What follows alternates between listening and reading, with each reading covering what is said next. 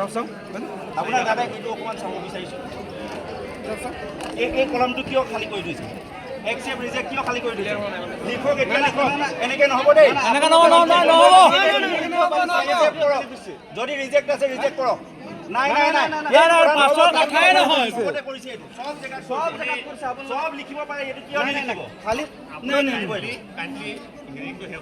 নাই শেষ হোৱাৰ পিছত ন এতিয়া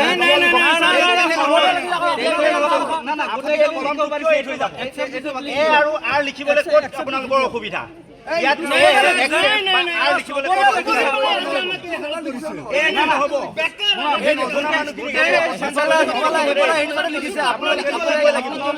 লিখিবই লাগিব আপোনালোক ইয়াত আপোনালোক সব ৰিজেক্ট কৰিব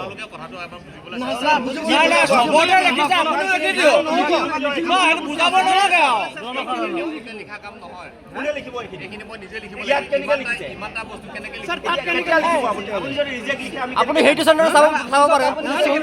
তেওঁলোকে লিখিব নোৱাৰে শুনক আপুনি ৰ'ব আপুনি কি ক্ৰাইটেৰিয়া ভিত্তিত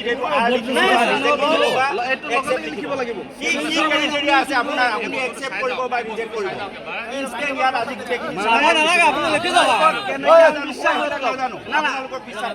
আমি আপোনালোকৰ সব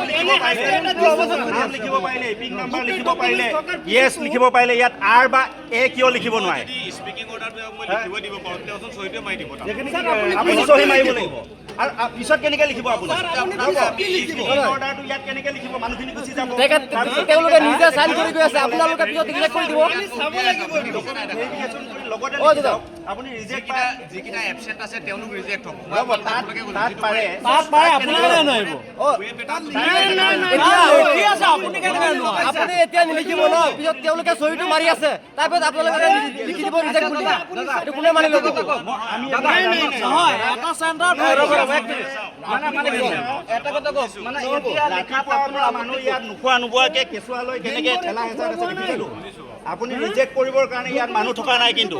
একচেপ্ট কৰিবই লাগিব আপুনি ভেৰিফাই কৰক লাগিলে দুদিন লাগিব আপুনি এটা কাম কৰিব চাব যিখিনি মানুহ নাই সেইটো নহ'ব দাদা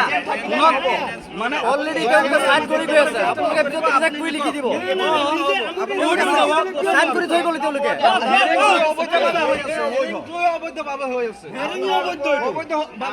ইলেক্টৰেল ৰুল মতে এজন ব্যক্তিয়ে এজনক কমপ্লেইন কৰিব পাৰে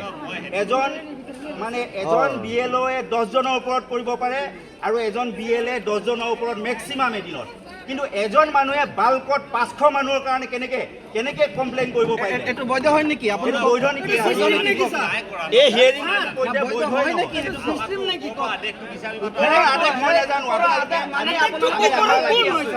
ওপৰৰ আদেশ